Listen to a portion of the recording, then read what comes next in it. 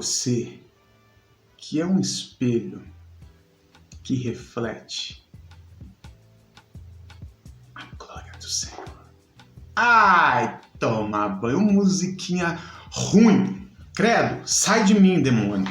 Mas vamos lá. Segundo episódio da nossa série Jesus, o Negro Nazareno, ou melhor dizendo, o Negro Nazareno. Tá vendo? Eu sou tão ruim que, na verdade, a série aqui chama só o Negro Nazareno, né?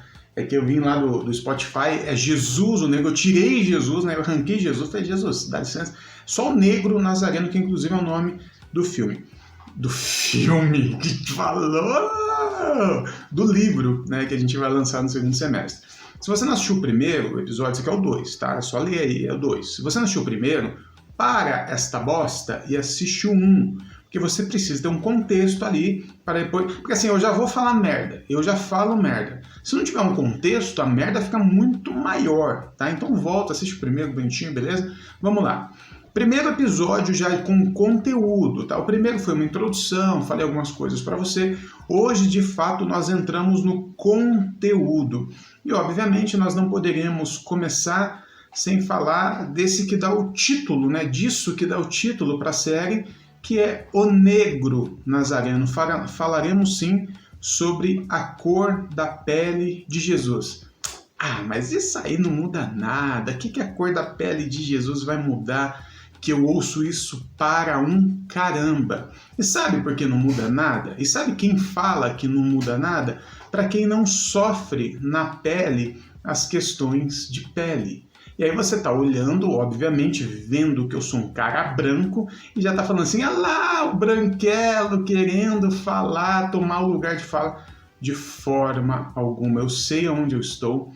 Eu sei que eu sou um privilegiado racial, eu sei que eu tenho a cor da pele daqueles que sempre escravizaram e não dos escravizados, mas isso não me tira a vontade de agregar nessa luta contra o racismo. E, gente, se você realmente acha que a cor da pele de Jesus, que é Deus, para a maior religião do Brasil e uma das maiores do mundo, se você acha que isso não muda nada, você é no mínimo bobão, né? No mínimo bestão e tem sim fundamentos ainda racistas na sua cabeça, tá? E olha só que interessante, deixa eu te falar uma coisa. Nunca ninguém te provou a cor da pele de Jesus, ok? E nem eu vou fazer isso. Tá? Ninguém tem foto de Jesus, ninguém tem selfie com Jesus, tá bom? Não temos realmente como afirmar 100% a cor da pele de Jesus, isso é impossível. Mas desde que te apresentaram um Jesus branco, loiro e de olho azul, isso nunca te causou uma estranheza. Fala a verdade para mim. Você nunca se sentiu incomodado de ver aquele Jesus com traços europeus, anglo-saxão? Para você estava tudo bem, estava tudo beleza, nunca tiveram que te provar o contrário disso. Um Jesus branco sem um menor fundamento é muito bem aceitado, está tudo bem. Agora, quando a gente vai falar de um Jesus preto, mesmo que eu te ofereça fundamentos, argumentos teológicos, históricos, filosóficos, isso ainda vai arranhar para você. Sabe o que é isso? Racismo. Eu não estou dizendo que você é um racista desgraçado, fogo no... Não é isso. Eu estou dizendo que todos nós, inclusive eu, estamos dentro de um sistema racista. E sim, nós temos vários conceitos racistas dentro de nós. E o fato de eu falar sobre um Jesus preto e isso te incomodar de forma que um Jesus branco nunca incomodou, já deixa muito claro e muito evidente sobre o que eu estou falando aqui, tá bom? Então eu quero trazer todos os argumentos que eu tiver aqui para te falar como é muito mais fácil, muito mais próximo da realidade um Jesus preto do que um Jesus branco, ok? A verdade é a seguinte, como eu disse no começo, nós não temos como provar qual é a cor da pele de Jesus, ok? Mas todos os indícios, todos os indícios teológicos, filosóficos, históricos, apontam para um Jesus preto. Então, já que nós não temos como cravar, mas tudo que a gente tem aponta para a direção de Jesus ser preto, qual é a dificuldade? Qual é a dificuldade, gente, da gente assumir essa cor da pele de Jesus, essa cor linda da pele de Jesus, tá bom? Então vamos começar, quer dizer, eu já comecei te dando essa introdução. Eu quero primeiro trazer, assim, para tentar deixar o negócio mais organizado, eu separei em argumentos filosóficos, teológicos e históricos, ok? Filosoficamente falando, um Jesus preto faz muito sentido. Por que faz muito sentido? Se a gente for tentar, vamos entrar num campo louco agora aqui, tipo Neuza e Tioca, tá bom? Se a gente for entrar tentando entender a cabeça de Deus, né? Pô, eu vou me encarnar, vou mandar meu filho para a Terra, né? E esse cara vai ser uma referência para o mundo. Nessa época de 2000 anos atrás, os pretos já sofriam e sofreriam ainda muito mais ao longo da história pela cor da sua pele. Faz mais sentido esse Deus encarnado ter a cor da pele do opressor ou do oprimido? A cara de Jesus estampada em todo mundo vai ter a cor daquele que oprimiu ou da cor do oprimido? Então, filosoficamente falando, um Jesus preto, ele vai mais de encontro, está mais afinado com o propósito divino de encarnação. Isso já faz sentido de cara, isso fala, caramba, é verdade, Jesus se encarnando na cor da pele daqueles que sofreriam de forma monstruosa, isso faz muito mais sentido que Jesus branco, né, na cor do opressor. Mas isso são argumentos filosóficos e até aí qualquer um pode falar, mas isso aí é só uma conjectura da sua parte. Sim, quando nós estamos falando de Deus, é conjecturas. Quando nós estamos falando da cor da pele de um cara de 2000 anos atrás, é conjectura. Mas como eu disse no começo, eu vou apontar aqui argumentos para te mostrar que Jesus está muito mais perto de ser um homem preto do que ser um homem branco. Agora vamos para argumentos aqui históricos e teológicos, tá bom? Historicamente falando, pensar num homem que nasceu na Palestina de 2000 anos atrás como um homem branco é absurdo completo e absoluto, tá? Absurdo completo e absoluto. Ainda hoje, nos dias de hoje, uma pessoa que nasce na Palestina, ela não é branca, tá? E aí quando você pensa na Palestina, com certeza o que vem na sua cabeça é um rosto árabe. Obviamente, né?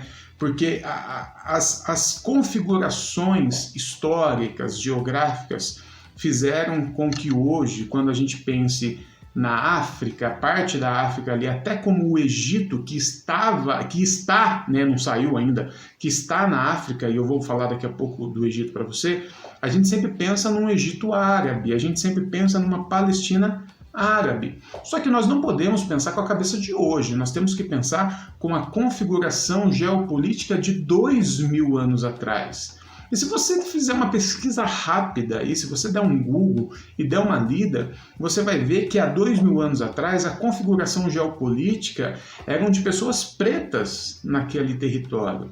E aí nós já temos um início de uma conversa extraordinária.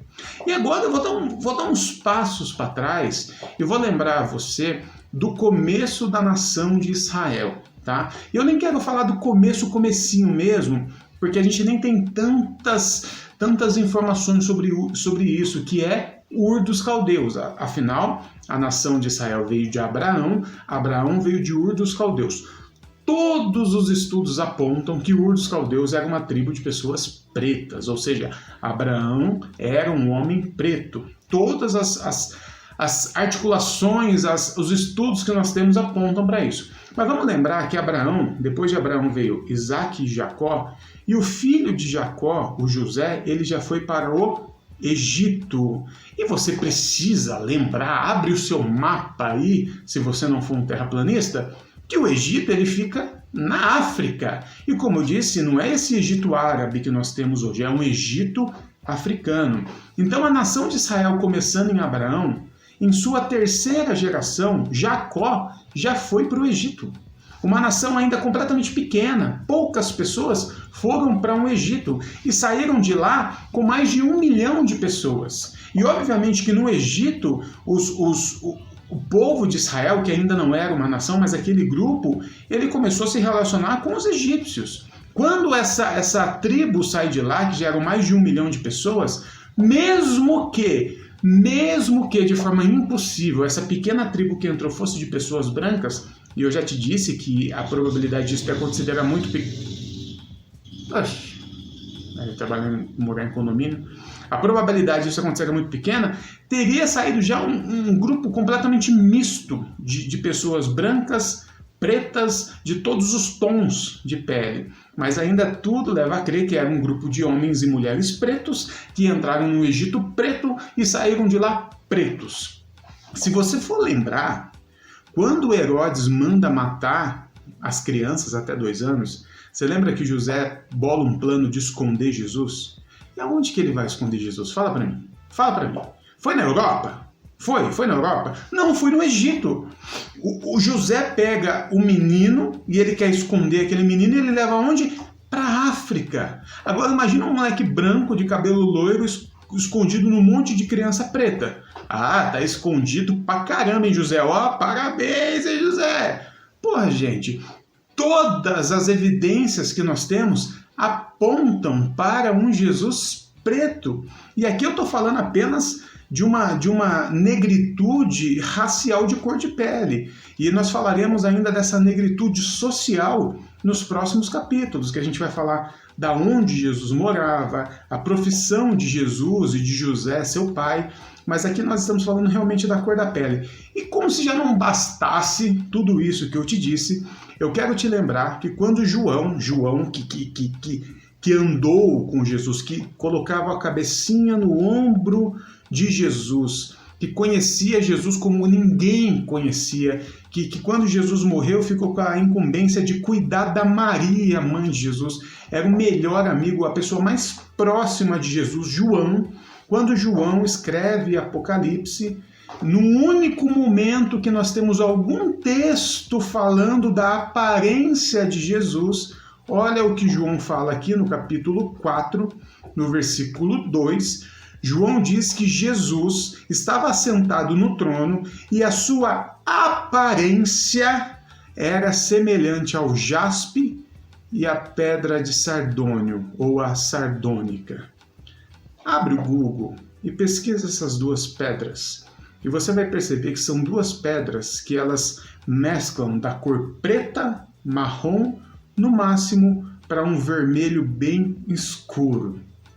Para, gente. João descrevendo a aparência de Jesus no meio de centenas de pedras preciosas que eles conheciam. Inclusive a própria Bíblia fala de pedras preciosas o tempo todo, inclusive no Antigo Testamento.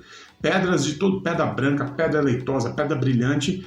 Quando João vai falar da aparência de Jesus, ele escolhe duas pedras que têm como aparência a cor preta, marrom e no máximo um vermelho bem escuro. Então assim, voltando ao que eu disse lá no começo do vídeo, não, eu não tenho como afirmar para você que Jesus era preto. Ninguém pode fazer essa afirmação, nem branco, ok? Mas todos os indícios, ou os únicos indícios que nós temos, apontam sim para um Jesus preto, de cor da pele preta. E isso, gente, destruiria tanta coisa dentro do cristianismo. Se você lembrar, os escravocratas eram todos cristãos. Os donos de escravos eram cristãos. Os deuses da teologia, principalmente da teologia reformada, alguns deles eram escravocratas. Os caras estavam pregando na igreja domingo à noite, enquanto os seus escravos estavam em seus presos nas suas senzalas. Olha que absurdo isso, cara. Por que então que isso foi escondido ao longo da história? Porque pegaria muito mal, né? Os donos da narrativa, né? Os donos das narrativas que contaram a história do mundo, a história do cristianismo, eles assumirem que Jesus era preto e que se Jesus tivesse nascido 1500 anos depois, Jesus seria um escravo de um sacerdote que está pregando em nome de Jesus. Pegaria muito mal para eles, pegaria muito mal para o cristianismo, para a estrutura do cristianismo, desbancaria muita coisa que foi dita até hoje, desbancaria muitos artigos teológicos, muitas confissões de fés que valem até hoje em algumas igrejas só pelo fato de Jesus ser preto. Então, o Jesus preto incomoda a gente pra caramba. Só que nós não podemos mais deixar isso escondido. Então é isso. Se isso não é o suficiente para você, eu não sei mais o que seria, tá bom? É tudo o que eu tinha para te falar sobre isso, ok? E eu vou encerrando por aqui esse vídeo e peço sempre para você me ajudar que esse canal cresça.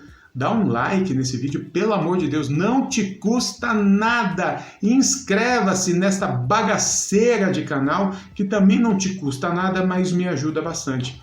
Pega esse link e compartilha, pelo menos em um grupo de WhatsApp aí que você esteja, ainda mais se for o grupo da igreja. Aí é bênção pura, chuva de bênção. Tá bom? E se você quiser me conhecer mais e ter mais conteúdo, me siga no Instagram, @pastorberlofa. E que o Jesus preto lhe abençoe.